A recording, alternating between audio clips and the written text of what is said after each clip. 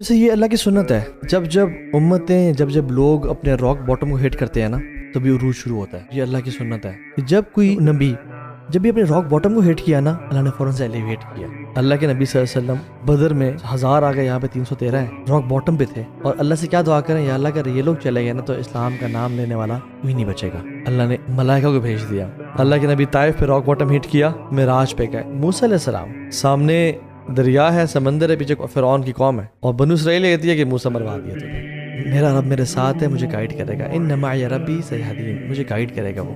اللہ نے کیا کہا، موسیٰ عصا مار اور پھر کھول. Rock bottom.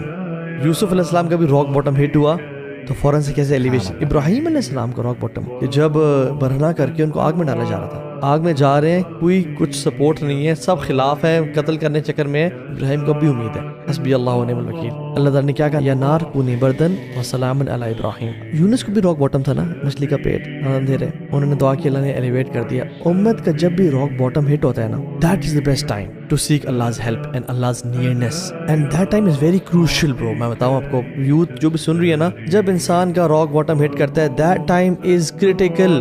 آپ اس ٹائم پہ you cannot afford کہ آپ اللہ کی نافرمانی کریں یا نا امید ہو اللہ کی ذات سے، because that is a time جب اللہ کی مدد، دیکھیں اللہ کی مدد کانسٹنٹ ہوتی ہے. لوگ اپنے سفرنگز میں یہاں تک بڑھ جاتے ہیں. اب یہاں پہ اگر انسان نے اللہ تعالیٰ کی مدد طلب کی تو مدد فوراً سے آ جائے گی. جا انا سننا الیس الصبح بقریب. یہ رات کے اندھیرے کا سب سے ڈارکسٹ پارٹ وہ ہوتا ہے جب آخری رات کا حصہ ہوتا ہے، پھر صبح طلوع ہو جاتی ہے. تو جب امت مسلمہ بھی اس ٹائم پہ پہنچی ہوئی ہے، یہ کریٹیکل لمٹ والا ٹائم ہے. وی کی not afford even a single حرام گیز رائٹ ناؤ.